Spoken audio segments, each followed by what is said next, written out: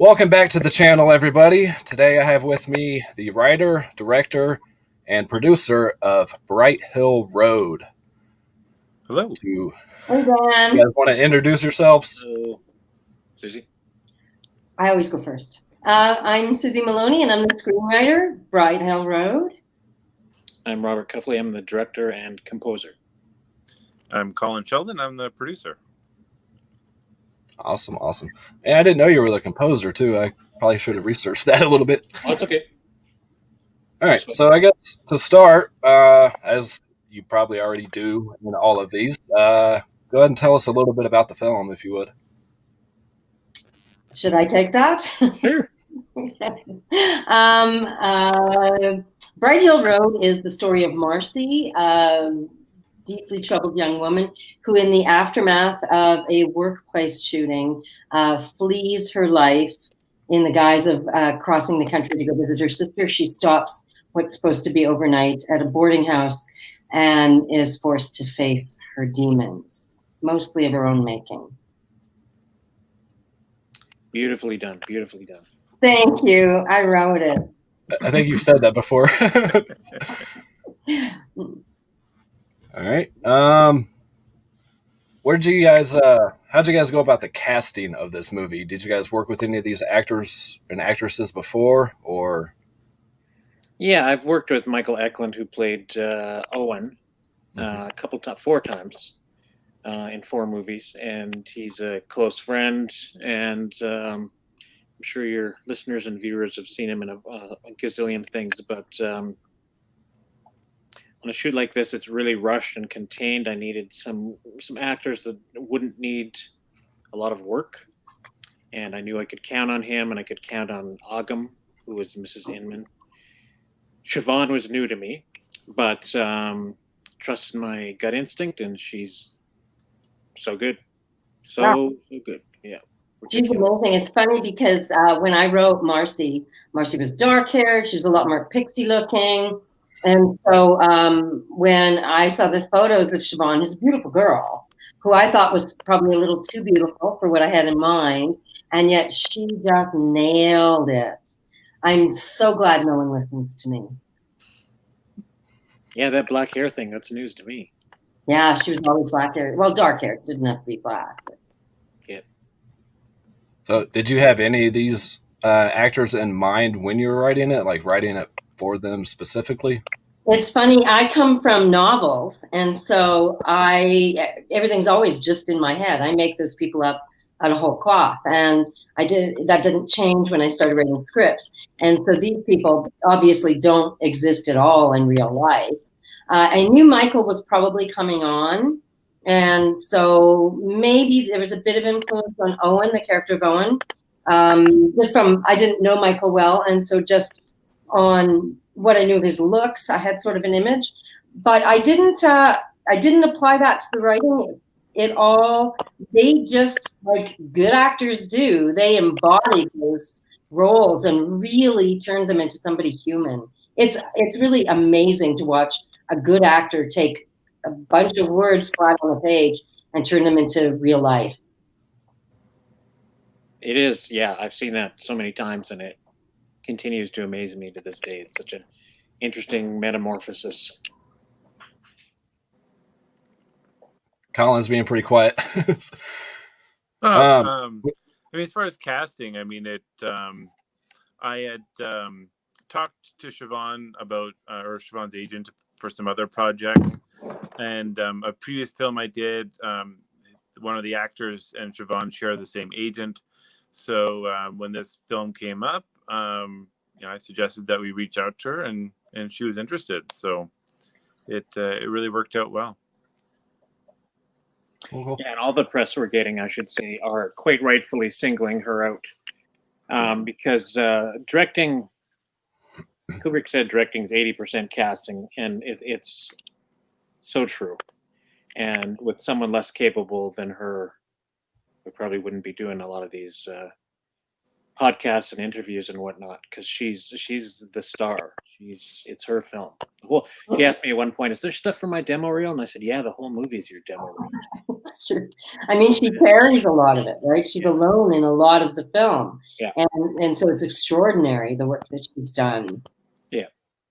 Yeah. I mean, not to give too much away from the movie, but I found the most unique and kind of disturbing scenes with her, it being the bathtub scenes where she's using the pictures and things like that. And she did really, really good. I wasn't sure how I felt about her at first, but when she really got into some of the crazier parts of the movie, she really shined. So yeah, we had to age her up a little bit with some crow's feet around her eyes and whatnot because she looked too young at first to me. And sometimes when you drink a lot, it really ages you. So I just wanted to age her up. 25. Yeah, Susie's 25. I mean, that's a perfect example. 25. Yeah. So going back a little bit to this whole story of this film, is this supposed to be more about her alcoholism and her family issues than anything, right? Susie, do you want to go? Sorry. Yeah, well, not me. I've always had a thing about aftermaths, the aftermath of trauma, trouble, something huge and awful that happens in your life.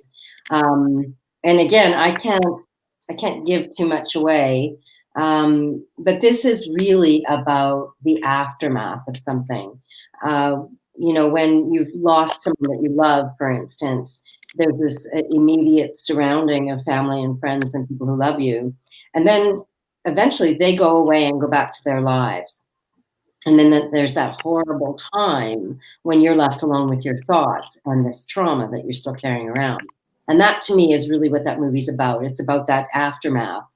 And people who have seen the film will have a better idea of what I'm hinting at here. But it's about that aftermath and figuring out what role you played in your own life and, where your errors lie. That's interesting because I sometimes get that. I like to think I'm an empathetic person, but I get that at funerals sometimes. You leave, dry your eyes, go home. But the people who have just lost someone, they've got to live with it. Yeah. Yeah. I lost my mom when I was very young.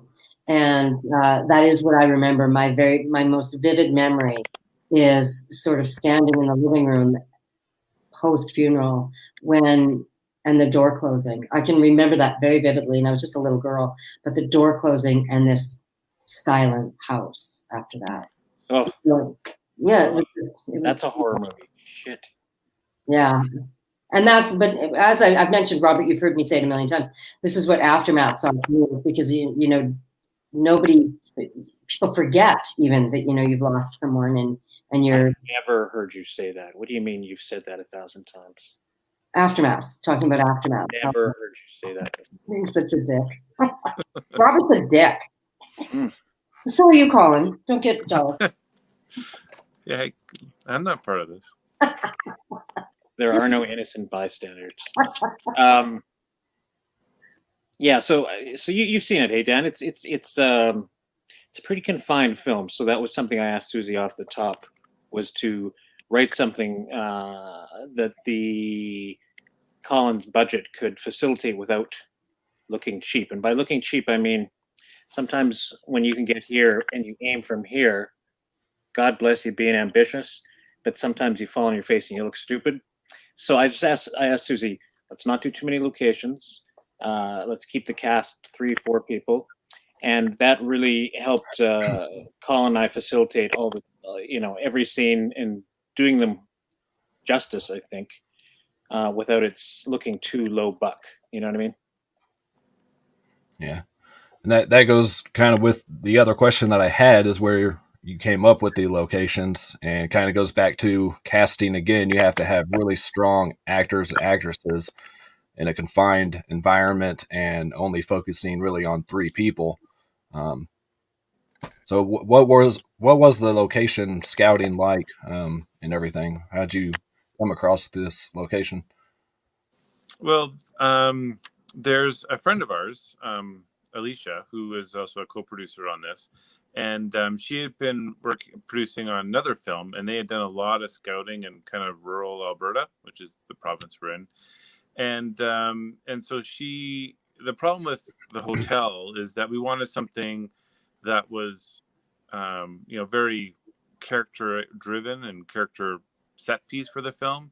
And yet when you get closer to a larger center, a lot of these places have either been converted into condos or torn down. So we ended up shooting out in a small town, Stavely, which is about an hour and a half away from Calgary. And yeah, we all stayed in the hotel and, shot during the day and slept there at night.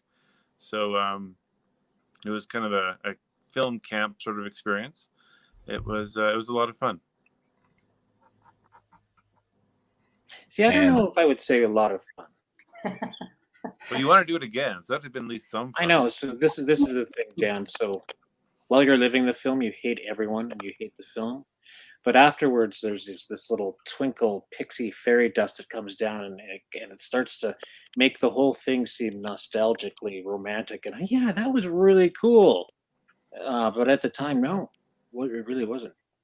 So you already know where I'm going with my questions, because that one's coming up too. You're fine.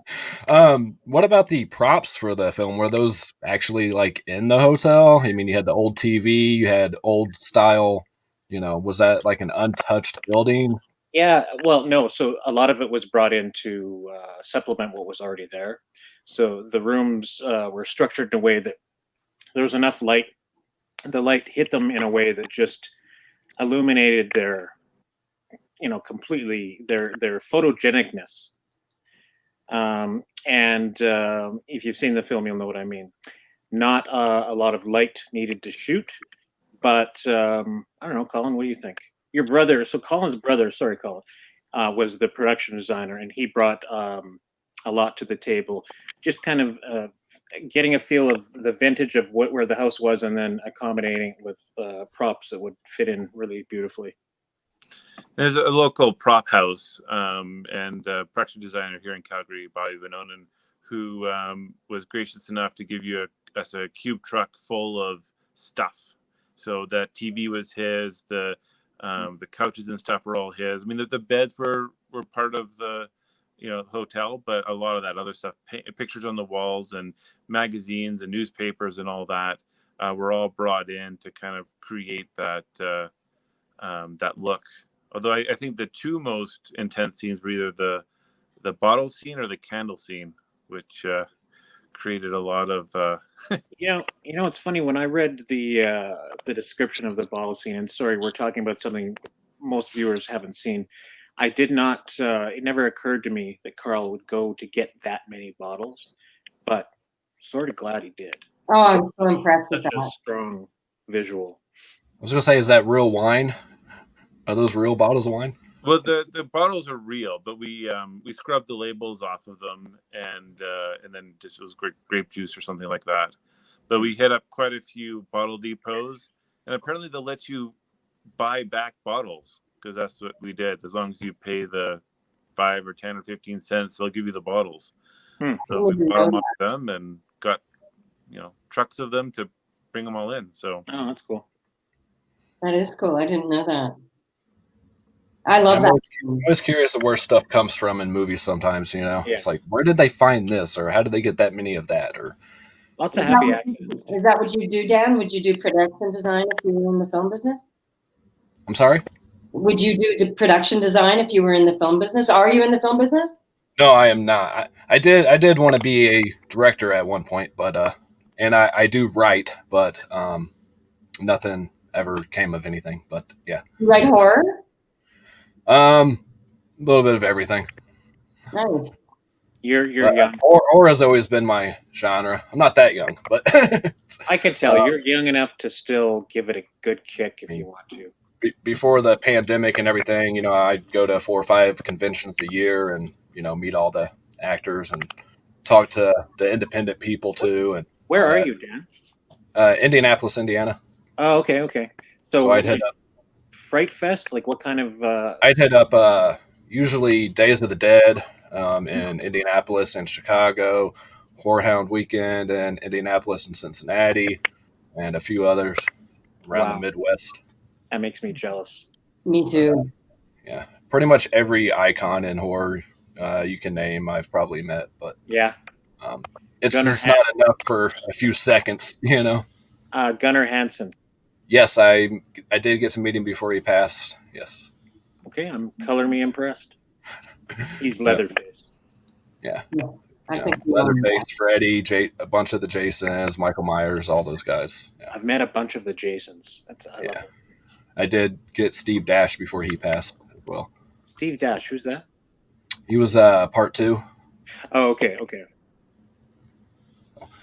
Again, you kind of touched on this already with the production of the film. You kind of covered that already, but was it a good production overall? Was there any issues or? Well, a friend of mine likes to describe filmmaking as if you're building an airplane while in flight, and I mean, we planned as much as we could, and we had all the pieces in place, but there's always stuff that comes up, and so.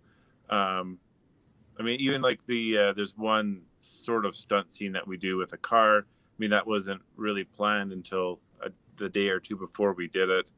But I mean, a lot of it was, just bringing out what the hotel was giving us and what, the actors were creating and feeding that into the film. Well said. Well said. I liked it. The movie? Robert That's good to know. You wrote it. I liked the movie too. Yeah, it's good to know. The script was really solid. Not bad. I've seen them some quotes from some.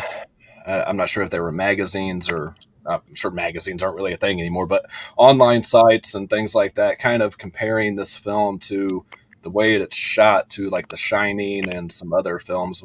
Is that kind of an inspiration to you guys on this? Do you know Session 9? Yes, I do. Okay, so that was an inspiration.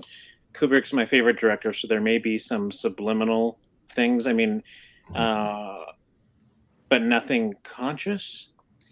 I do love the minimalistic style that it has. So if someone's walking down the hall, there's not 7 shots of that. It's just letting them walk through in a medium wide or something like that. I enjoy that kind of sparse filmmaking, which you could argue is in The Shining for sure.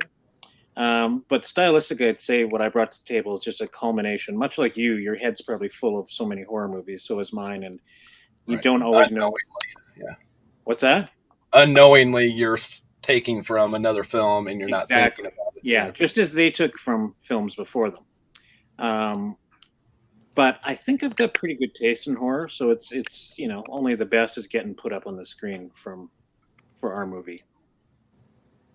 I like to think that we all have a little Shining in us, and that's why there's so much comparison. But for my part, when we were talking about how the script is going to go, Robert and I, he had something I watched, which I had never seen before, Repulsion, and with Catherine Deneuve, and that had a huge influence on me. That isolation, that unreliable narrator, I just loved that style. I had also been inspired by Carnival of Souls. So I was working with those kinds of women's stories, you could say. And those were huge inspirations to me. I'm taking some of your favorite films of all time. Yeah, like, you know what? I think that they're comparing us to The Shining because it's all in a hotel. Yeah, and we should just say that I don't want people going into this because The Shining is near and dear to me, and I know every frame of it. It's not The Shining. It's just someone brought that up. I don't want people going and seeing and go, that wasn't like The Shining at all. No. It has nothing to do with The Shining. Just someone said that. Susie's right. It's probably about the hotel, but also seeing things that you're not sure are brought on by alcohol or a phantasm, like a supernatural occurrence. It has that in common with The Shining, I suppose. Yeah. Well said. Somebody wants in. No, that's Canadian. That's in the Parliament. So this isn't a necessarily effects heavy film or, a gory film for the most part, but the effects that were in there I thought were pretty well done. Who was in charge of the effects on this film? Well, for the practical effects was mostly Cara McPherson, I think, with Carl a little bit, for the blood in the beginning there, and but then our DP and our colorist actually did most of the digital visual effects, which is going into the film. We didn't actually plan on having any digital visual effects. We were planning on doing everything practically, and that just wasn't feasible as we were shooting it. So we ended up, I think, with 40 or 30 VFX shots somewhere in there. Yeah. But 40 more than we counted on. Yes. But there's so many ways to enhance, especially when your DP is also doing visual effects. He's like, well, let's not waste time doing this because, I can do this later. And so there were a lot of times where we were just trusting him that, it would be enhanced later on, and it worked out really well. Mm-hmm. That's Robert Riendo. He's just amazing. Yeah, he was our cinematographer. Yeah. So are you guys fans of digital effects, or do you prefer the practical if it's possible? Ooh. Practical. I think the best is a mixture of both. Like if you can lay something in that's actually a tangible physical object that viewers can see, and I'm convinced even if it's I'm convinced that no matter how good CG is, you can tell when it's real because you can touch it in your mind. So if you lay that kind of as a bedrock in there and then go over top with CGI, I think that's a pretty nice hybrid. Yeah, I agree. But yeah, Susie and I are into Tom Savini, like all those, like Creep Show is probably in my top 5. I love that practical stuff. Love it, love it, love it, love it. Has anybody seen Creep Show 2 on Shudder there, the series? Do you mean the original? Oh, yeah, the series is on. They just... Yep. Yeah, I haven't seen it. Have you seen it? Yep. Yeah, still haven't. I went to watch it last night and I got distracted. It's better than season 1, I'd say. Dang. Anything's better than 3, so... What are you watching these days, Dan? Besides being... I watch everything. And it's not always just horror either. It's a mixture of everything. Just whatever I'm in the mood for. Nice. But, a lot of lesser known films from the 80s and some 70s, and Cool. I love 80s horror. Me too, man. It's the best. You can't relive that time. You can never have that back. And yeah.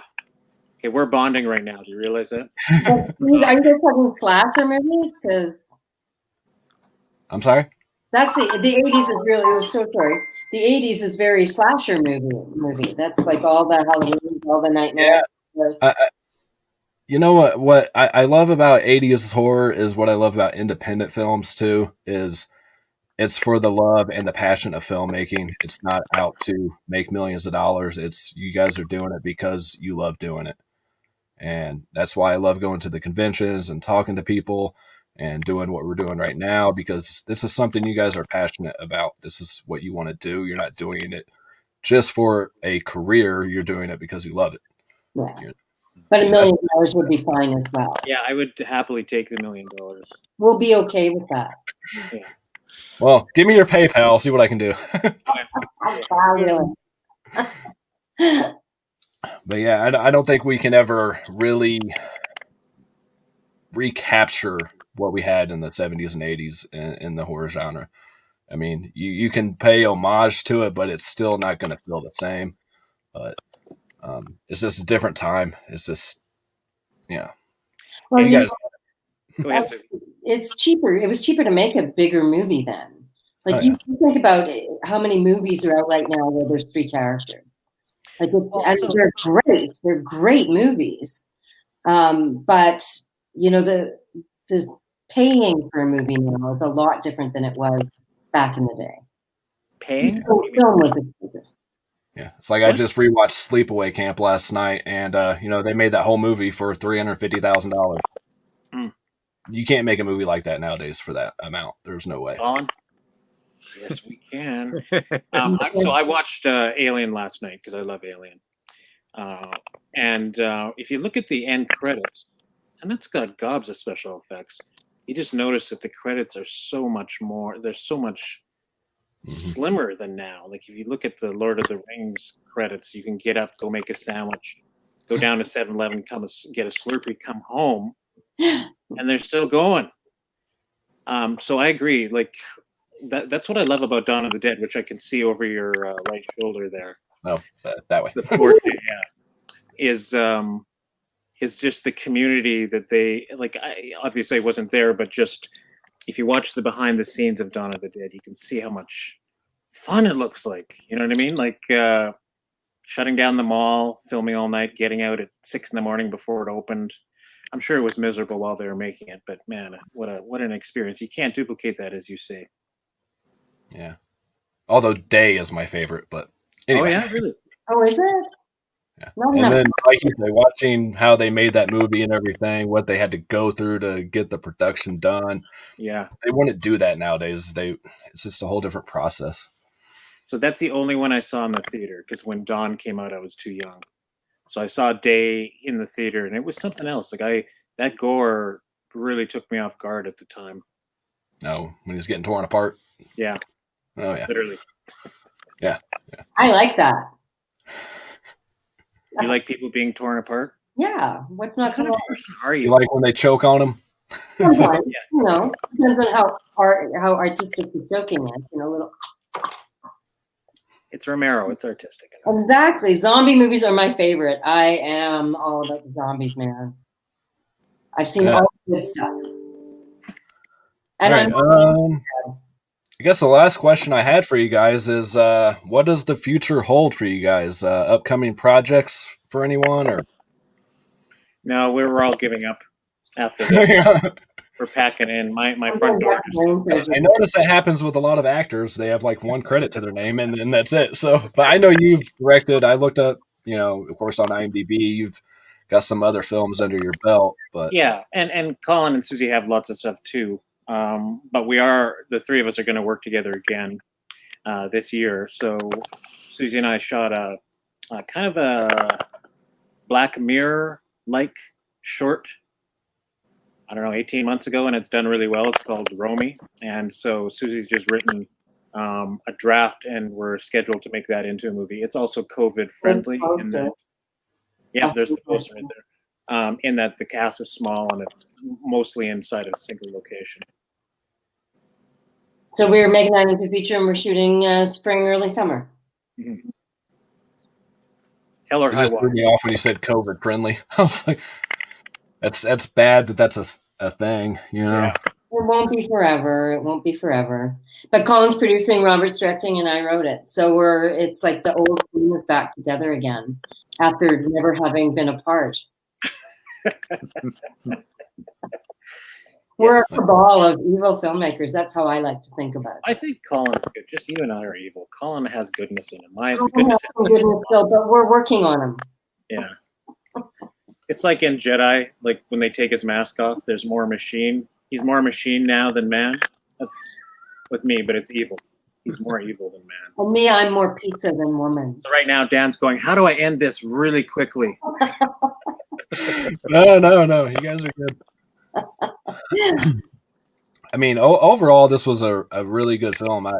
It took me a minute to get into it. I didn't know quite what was going on at first, which I'm sure you guys were, planning it that way, where you're just kind of throwing into it right off the bat. Yeah. And it just kind of unfolds throughout of what's really happening. I kind of guessed what was going on at the end, but again, without giving anything away, I was a little bit off, but close. It's hard nowadays to really come up with something original and for the audience not be able to guess what the ending is or what the moral of the story, I guess, is. I mean, so many movies have been made. I mean, how do you try to come up with something original nowadays? Well, as they say, tis not the tale, but the telling. Yeah, it's not the camera; it's who's using it. That sort of thing. Not the motion of the ocean; it's the size of the ship, or something.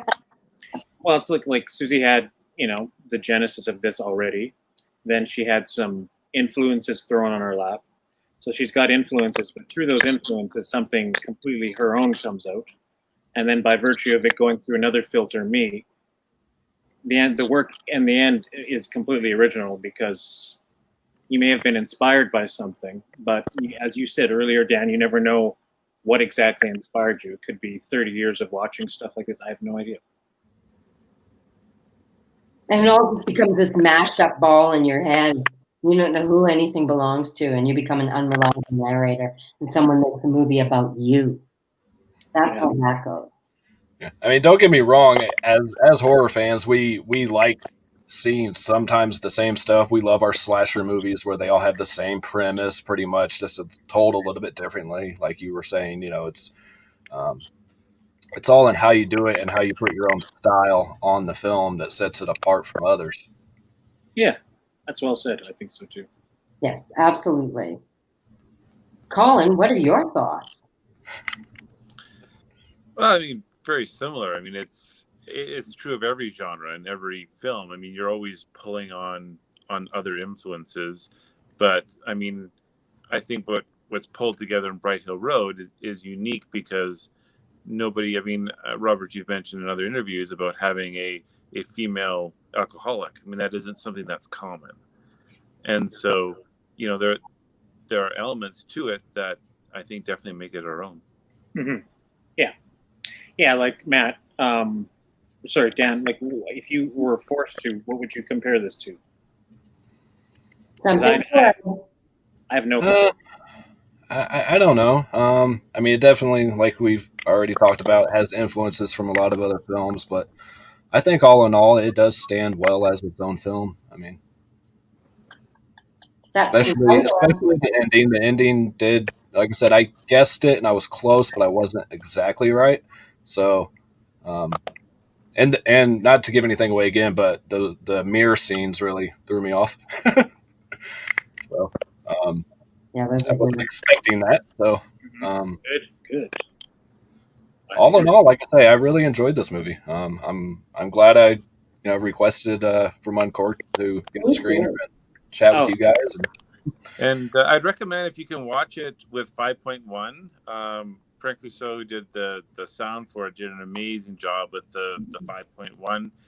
It really builds a soundscape, gives the hotel so much character. So I believe all the iTunes and Amazon versions are all 5.1. So make sure you make use of it. Yeah, I was trying to get them to give me a actual physical copy, but they said they didn't have any. So I had to watch it on my phone and cast it to my TV. So, I'm not a fan of streaming whatsoever. I try to get physical copies when possible, but it's not always the case. But that was kind of my last question too. Go ahead. Sorry. Our DVD commentary is hilarious, isn't it, Robert? And very informative. Yeah, I think it's good. It's just Susie and I. So, yeah. Colin, is that on the DVD? Yes. It is, okay. I believe so. Okay. Yeah. I haven't seen the DVD either. Yeah. We don't get that streaming. Yeah. Have you guys worked with Uncorked before, or how did you guys find distribution through them? I know it's the first time, but we're up in Canada, and there's a fellow filmmaker who put us in touch with Level Film, which is based out of Toronto, and they've had a long time working relationship with Uncorked. So when we kind of did a deal with all of them to get the worldwide rights, worked out well. They've been good to us so far, hey? So far, absolutely. Yeah. Yeah, they seem like a pretty good company. I know they've been around for a little while. I guess that's all the questions I have, unless you guys have some final thoughts. Can I just say that I'd love it if your listeners could follow us on socials. I'm at Susie Maloney everywhere. I think Robert is the same, and Colin also. And Colin and I are not Susie Maloney. They are. They're Susie got her Morton also. They're sub Susies. Under Susies. But I think that's a good idea to follow us on socials and at Nevermind Films. And so that's where all the news about Romy will be coming out. And when BHR is going to be streaming, Bright Hill Road. And it's available on VOD everywhere right now. Alrighty. Well, I want to thank you guys for taking the time out of your schedule and talking with me and informing the viewers of everything. Yeah, Our it was pleasure. a pleasure. Thank you very much. It was a big time. Thanks, Dan. Yeah, thanks. Thank you guys. And I will leave a link to the trailer in the description of this video as well. Cool. And when will this be up? When will this video be out? Yeah, so we can watch it. It should be out tonight. Fantastic. I'm going to edit and upload it and be good to go. Yeah, make us sound smart, please. Exactly. So Thank you. Thank thank you. you guys. Thanks a lot. See you, Dan. Take care. Bye. Thank you guys for watching my first interview with the writer, producer, and director of Bright Hill Road. And I will leave, like I say, a link to the trailer in the description. And yeah, as always, guys, peace, love, happiness to all y'all. And I'll catch you next time.